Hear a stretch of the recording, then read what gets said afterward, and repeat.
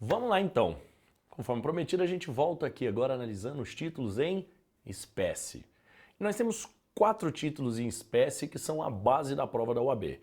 Ela não costuma, é raro acontecer dela entrar aí em títulos diferentes, conhecimento de transporte, conhecimento de depósito, uma cédula, uma nota. Isso é mais raro. A gente tem normalmente as letras de câmbio, então vamos acompanhar um raciocínio rápido. Letra de câmbio é uma ordem de pagamento básica. Na letra de câmbio, o João me deve, eu quero pagar a Maria, eu emito uma letra de câmbio para que a Maria busque o João. Vamos colocar isso no quadro, acho que fica mais fácil, né, se a gente fizer isso.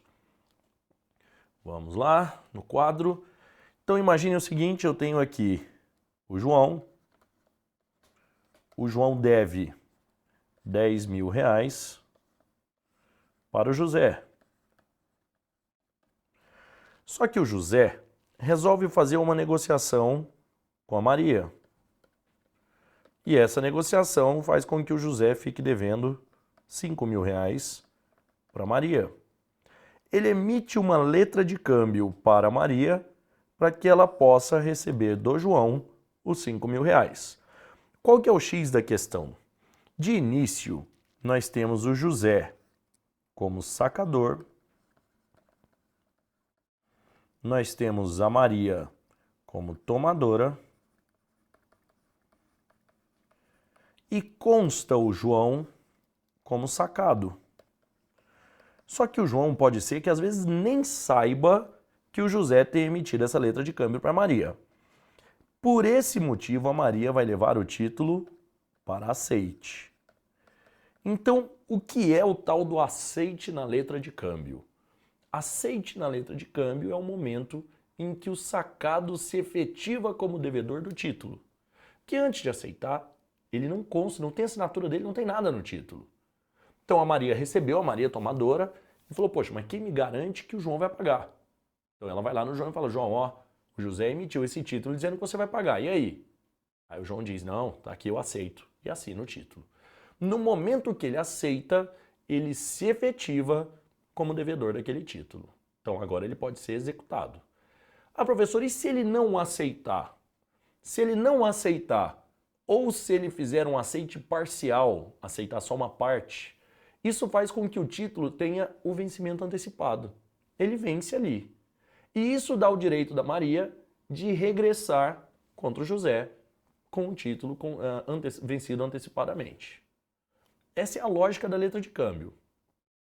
Professor, por que o João vai pagar a dívida que o José fez com a Maria? Simples, porque o José tem um crédito com o João. O João deve 10 mil. O que o José está pedindo é para pagar os 5 mil e abater do crédito que ele tem.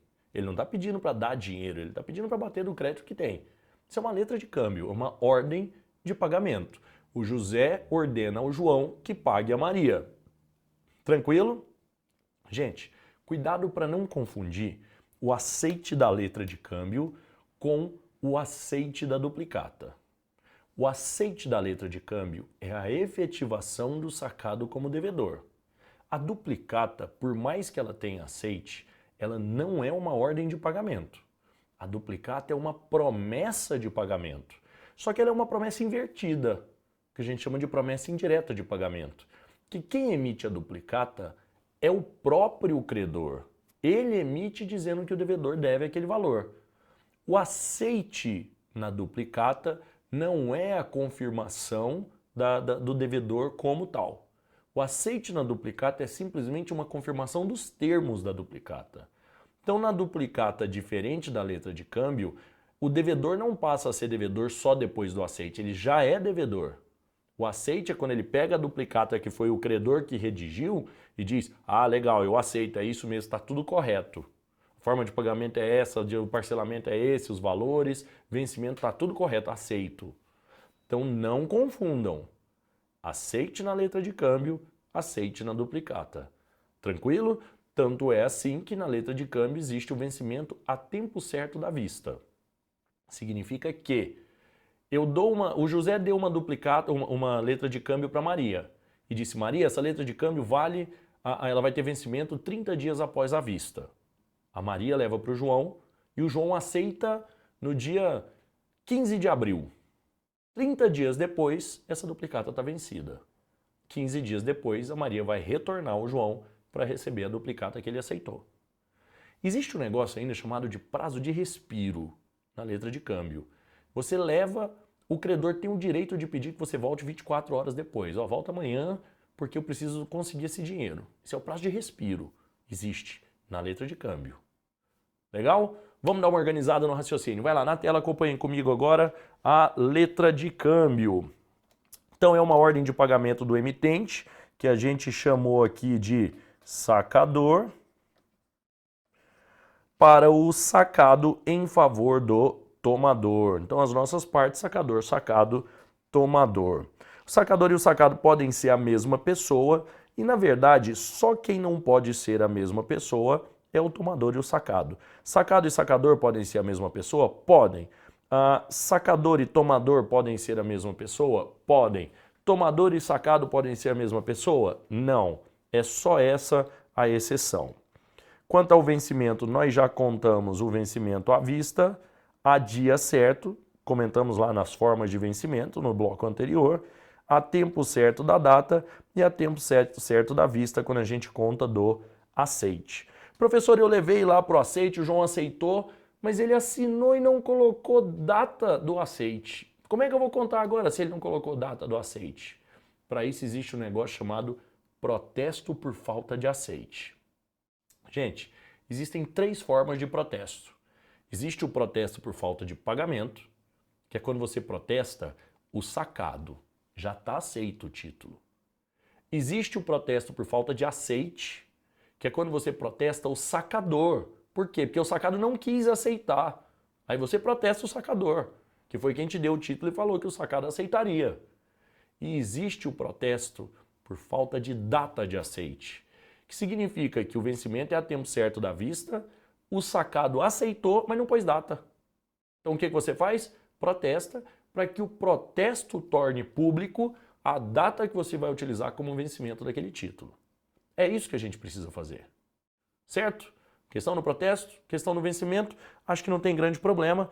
Vamos lá então acompanhando os detalhes. E olha, agora uma observação que já apareceu mais de uma vez na prova da OAB. Toda vez que um título tiver a chamada cláusula sem despesa, eu estou abrindo uma exceção no requisito do protesto. Por que exceção no requisito do protesto? Para que eu possa executar um título de crédito, regra geral, ele precisa ser protestado. Eu protesto e executo. Por que regra geral? Porque o cheque, por exemplo, não precisa de protesto. A lei do cheque fala que basta que ele tenha sido devolvido por 2 vezes, ele já pode ser executado. 2 vezes por falta de fundo, ele já pode ser executado. Agora, os demais títulos, em regra, têm que ser protestados. Agora, existe a chamada cláusula sem despesas. Se tiver uma cláusula sem despesas no seu título, o sacador do título está dizendo para você o seguinte: olha, a hora que você for executar, não precisa protestar, não gasta seu dinheiro não, fica livre dessa despesa, pode me protestar. Gente, o protesto ele tem alguns objetivos. Eu protesto para tornar público a dívida, tanto é que ele fica negativado, ele vai para o cadastro de não pagadores, Serasa, SPC, etc. Serve para dar conhecimento aos sócios quando for uma sociedade, ou seja, o sócio fica sabendo que a sociedade não está pagando. Serve para dar conhecimento aos avalistas e co-obrigados. Ó, você vai ter que pagar, companheiro, porque não foi pago. Mas a cláusula sem despesas, que está no título, lembra do princípio da literalidade, cartularidade? Pois é, está no título. Consequentemente, todo mundo que avalizou, endossou, que virou co-obrigado, sabe que tem uma cláusula sem despesas e ainda assim participou. Sabe que o protesto não vai ser necessário, o título pode ser executado diretamente e ainda assim participou. Certo? Então a cláusula sem despesas isenta o protesto. Então se cair na sua prova dizendo que o protesto é sempre necessário, sem exceção, tá errado. Tá errado. Vamos dar uma olhada, volta aí no material. Pode existir cláusula sem despesas quando não será necessário protesto para o exercício do direito de ação. É uma obrigação inquerável, o que a gente chama também de obrigação quesível. Significa que, em regra, ele deve ser cobrado no domicílio do devedor. Claro, gente, o credor está com o título na mão, passou para outro, que passou para outro, que passou para outro, que passou, o devedor não sabe nem cadê esse título. como é que ele vai atrás para pagar? Então, nessa hora, é o credor quem tem que vir atrás do devedor com o título na mão. Então, regra geral, até porque é regra geral das obrigações, os títulos não são portáveis, são quesíveis. É regra geral, certo? Vamos lá, então, seguindo. Situações de vencimento antecipado dos títulos. Essas situações de vencimento antecipado servem para todos os títulos, não é só para a letra de câmbio, certo? Então nós temos aí a falência do sacado, a falência do sacador, até porque falência e insolvência sempre geram vencimento antecipado, porque formam lá o concurso de credores. Nós vimos na nossa aula sobre falência. Formam um concurso de credores. Ou a recusa total ou parcial do aceite. Também gera vencimento antecipado. Nós comentamos isso agora há pouco. Gente, pergunto para vocês. Se o José emitiu uma letra de câmbio contra o João em favor da Maria, o João é obrigado a aceitar? Não. Ele aceita se quiser. O aceite na letra de câmbio é facultativo. Mas, de novo, vamos fazer um comparativo com a duplicata? Lá na duplicata o aceite é obrigatório. Sabe por quê? A partir do momento que eu envio uma duplicata para aceite, o devedor tem duas possibilidades. Lá na duplicata, duas possibilidades. Ou ele aceita, ou ele justifica por escrito o motivo do não aceite. Então ele não tem a possibilidade de simplesmente falar assim, recebeu, olhou e falou assim, não quer saber, joga fora. Sabe por quê? Lá na duplicata, se ele pegar o título e jogar fora, o aceite é presumido. O credor emite uma triplicata e está tudo certo. Executa, basta ter o comprovante de entrega da mercadoria ou prestação de serviço. Vamos chegar lá. Tudo bem? Aqui na letra de câmbio, não. Na letra de câmbio, o aceite é opcional. Levei, ele não aceitou, ele não é devedor. Simples. Lá na duplicata, ele tem que dizer por escrito, ó, não aceitei porque o valor está errado. Não aceitei porque o parcelamento está errado. Não aceitei porque eu não recebi esse produto. Tem que vir por escrito o motivo da recusa do aceite, no caso da duplicata. Bom, vamos lá. A gente sabe que tudo no direito tem prazo. Aí vem, qual é o prazo de apresentação da letra de câmbio?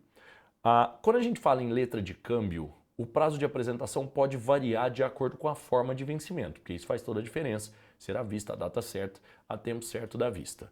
Vamos ver uma tabelinha de como é que funciona esse prazo de apresentação. Olha lá. Se o título é à vista, o prazo de apresentação é de até 1 ano após o saque. Após o saque significa após a emissão do título. Se eu tenho o tempo certo da vista, 1 ano após o saque para aceite. Lembrando, gente, depois do aceite vai começar a correr o prazo para vencimento.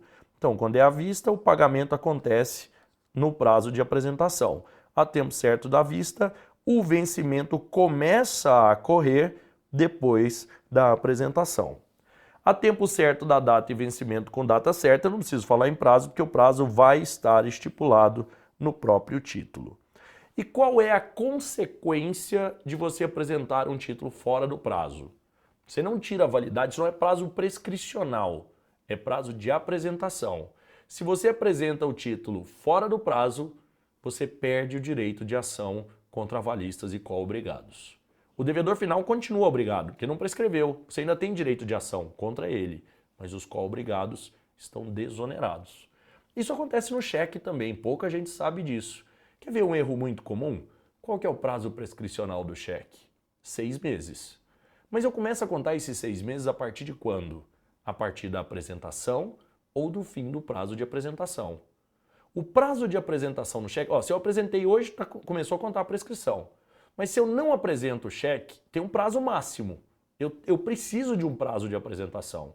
Se o cheque foi emitido na mesma praça que ele vai ser pago, esse prazo de apresentação é de 30 dias. Se ele foi emitido numa praça distinta à praça que ele vai ser pago, esse prazo de apresentação é de 60 dias. Então, se eu não apresentei, o prazo prescricional começa a contar depois do fim do prazo de apresentação. Passou o prazo de apresentação, eu perco o direito contra avalistas e co-obrigados. Essa é a lógica do prazo de apresentação. Vamos lá então. Ação de anulação e substituição cambial. Uma ação típica dos títulos de crédito. Princípio da cartularidade. Você precisa do título original para executar. Você perdeu, foi extraviado, furtado. E agora? O que é que você faz para receber? Ação de anulação e substituição cambial. Você entra dizendo que o título foi extraviado, pede a anulação daquele título e que o crédito do título seja transferido para a sentença. Só que, gente, obviamente isso tem um procedimento um pouquinho mais demorado, porque a gente precisa ver se realmente esse título foi extraviado ou se ele vai aparecer. Então a primeira coisa, nós vamos notificar todo mundo para não pagar esse título, só em juízo. Passados 3 meses e ninguém apareceu com o título é anulado e substituído, o seu crédito é transferido para a sentença. Para a gente entender agora, já falamos da letra de câmbio utilizando aí como regra o básico de todos os títulos. Para entender, a nota promissória segue as mesmas regras da letra de câmbio, com uma diferença, ela é uma promessa de pagamento e não uma ordem de pagamento. Essa é a diferença básica da nota promissória para a letra de câmbio. Mas os prazos prescricionais são os mesmos. Vamos olhar os prazos prescricionais aqui para vocês terem uma ideia. Na tela. Contra o aceitante, eu tenho 3 anos, ou seja, contra o devedor final, de prazo prescricional. Agora, eu também posso, caso o aceitante não pague, regressar contra os demais co-obrigados. Nesse caso, para exercer o direito de regresso, eu, tomador ou o endossatário, tenho 1 ano que começa a contar do protesto por falta de pagamento ou do vencimento quando houver cláusula sem despesas. Agora imaginem que um dos co-obrigados pagou. Então vamos imaginar que a gente tem um monte de gente aqui nessa história. Esse aqui foi cobrado o devedor não pagou, ele regressou contra o anterior que foi lá e pagou. Só que agora ele também passa a ter direito de regresso contra os demais. Mas esse direito de regresso agora tem 6 meses. Mais 6 meses a contar a partir do dia que ele pagou. Então, o prazo prescricional da letra de câmbio e da nota promissória é de 3 anos, 1 ano, 6 meses. Contra o devedor, regresso contra os co-obrigados e regresso entre os co-obrigados. A duplicata vai funcionar do mesmo jeito com uma diferença. Na duplicata o prazo é de 3 anos, 1 ano e 1 ano. Não tem esses 6 meses. Então, recapitulando, para você organizar aí no seu caderno. Letra de câmbio, 3 anos, 1 ano, 6 meses. Nota promissória, 3 anos, 1 ano, 6 meses. Duplicata, 3 anos, 1 ano, 1 ano. Cheque, 6 meses. Tranquilo, senhores? Fácil, né? Títulos de crédito razoavelmente fácil. Bom, a gente precisa entender agora como é que funciona a história da duplicata. Acho que esse é o principal. O cheque a gente resolve pela teoria geral, pela letra de câmbio, é tranquilo. Mas e a duplicata? A duplicata é um título que é emitido exclusivamente para relações mercantis. Ou seja, ou é uma compra e venda mercantil, empresarial, ou é uma prestação de serviços mercantis. Então, vira e mexe aparece na sua prova da OAB perguntando se o advogado pode emitir duplicata. Não pode, porque o advogado não é uma prestação de serviços mercantis. Então, não pode emitir duplicata de forma nenhuma. Tranquilo? A partir do momento que eu considero a duplicata um título causal, e nós conversamos sobre isso lá na regra geral, para que eu possa executar uma duplicata, é obrigatório que eu comprove que o serviço foi prestado ou que a mercadoria foi entregue. Por esse motivo a gente tem aquela declaração de exatidão, o aceite. Por isso é que eu mando para o devedor, ele lê a duplicata, tá tudo certo, ele aceita. Tem alguma coisa errada, ele pede para corrigir. Mas se ele simplesmente não devolver a duplicata, basta eu juntar o comprovante de entrega da mercadoria ou de prestação do serviço e executar aquela duplicata. Lembrando que hoje existe a possibilidade das duplicatas digitais, o que também foge ao princípio da cartularidade, porque são títulos descartularizados. Então, como é que funciona a duplicata? Eu emito uma fatura, que é a contratação do serviço. A partir do momento que eu presto o serviço ou que eu envio a mercadoria, então a partir do envio da mercadoria, eu já posso emitir a duplicata a hora que eu quiser. Estou livre para emitir a duplicata. Emitir a duplicata, eu tenho 10 dias para mandar para aceite. Desculpa, e ele tem 10 dias para devolver do aceite. Não devolveu? A partir desse momento existe uma presunção de aceite. O aceite está presumido, o aceite é obrigatório. E eu posso executar o título. Protesto e executo o título. Certo? Então esse é o funcionamento básico de uma duplicata. Só lembrando, regra geral, as duplicatas são para ser pagos acima de 30 dias. Para ser à vista, tem que constar no título que o vencimento é à vista. Regra geral, mais de 30 dias. Podem ser parceladas da mesma duplicata? Pode. Posso emitir várias duplicatas como parcelas? Posso. Posso ter uma duplicata representando várias faturas? Não. Eu posso ter uma fatura com várias duplicatas, nunca várias duplicatas representando a mesma fatura. Fatura é obrigatória? É, a não ser que a duplicata tenha vencimento menor que 3 dias. Aí a fatura passa a ser opcional, ela deixa de ser obrigatória. Não tem muito segredo quanto a duplicata, gente, o negócio é razoavelmente tranquilo. Lá no nosso curso de resolução de exercícios, fica mais simples a gente acompanhar na prática como é que a FGV costuma pedir esse tipo de situação para a gente entender. E hoje, com a interdisciplinaridade da prova, é muito comum que a FGV envolva direito civil, envolva processo civil nessa história e faça aí uma miscelânea desses assuntos. Então acaba exigindo que você tenha também um conhecimento prévio de processo. Mas no mais, esse foi o básico dos títulos de crédito, na verdade o básico do direito empresarial. Nosso objetivo é que você consiga, das 5 questões, acertar no mínimo 4 questões com o conteúdo que foi passado no curso. Qualquer dúvida, estamos à disposição de todos vocês. As redes sociais estão abertas para isso, assim como a sua área do aluno. Valeu, galera. Ficamos para a próxima.